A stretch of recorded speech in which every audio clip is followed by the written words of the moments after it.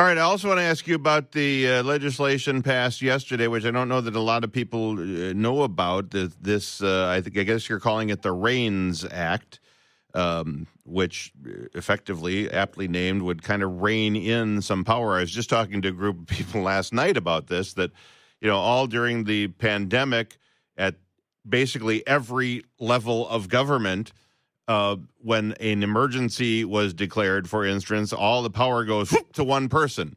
And in Washington, just in general, we've learned, especially over the last few presidential terms, that the executive branch seems to have a fairly broad power in executive orders to issue rules to agencies to say, no, now do this, or don't do this, or do whatever.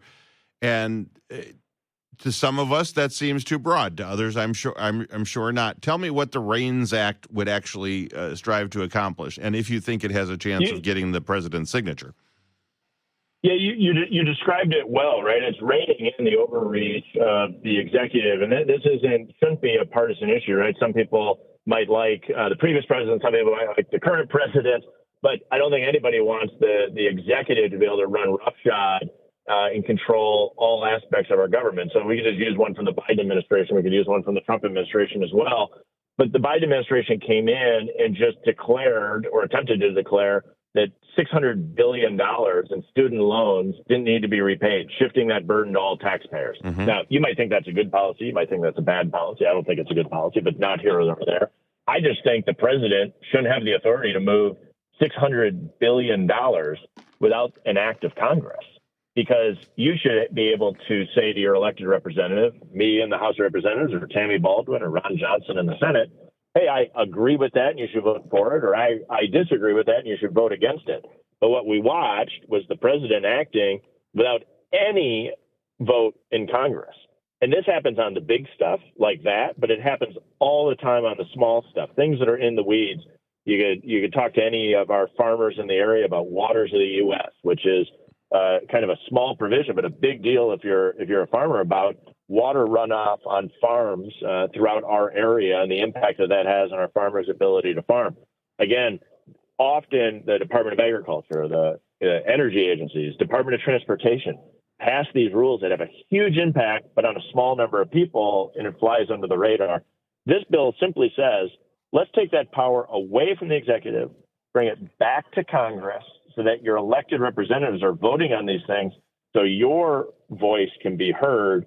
I think it's a good idea. Now, can we get that done and signed? Hopefully, if the American people understand how important this is, maybe we got a shot at it. But boy, presidents don't like to give up their power. It's why we've seen over the last hundreds of years, 100 years plus, more and more and more power is consolidated in the executive in Washington, D.C. I just think that's a dangerous spot for it all to sit. Well, I don't, depending on which president you want to talk about, I think there are prime examples on both sides of the aisle where that's been the case. And this legislation, at least to me, makes some sense and at least moves one step closer to putting a little more of the power back in the hands of the people's representatives and ultimately the people. So we will, we'll see if that gets over the finish line. I would agree. It's kind of like asking, your own employees to cut their own salaries or something like that when it comes to signing it from a presidential standpoint. But and some of this goes back. I mean, before I came to Congress, I worked in manufacturing for 10 years, and you think so much in a manufacturing setting about the process, right? About how you actually make the product, or in DC, how you make the sausage, right? And if you get the process right, or at least a little bit better, you're going to get a better product. And this is where the process is run amok, where one person is making all these decisions. I just think we got to democratize that back to elected representatives.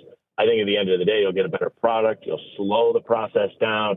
You'll get it right. And this is a step at trying to improve the underlying process, which is why it's in the weeds, doesn't get on cable TV, but is one of those bills that I think is actually really essential if we're going to get this place working better than it is today.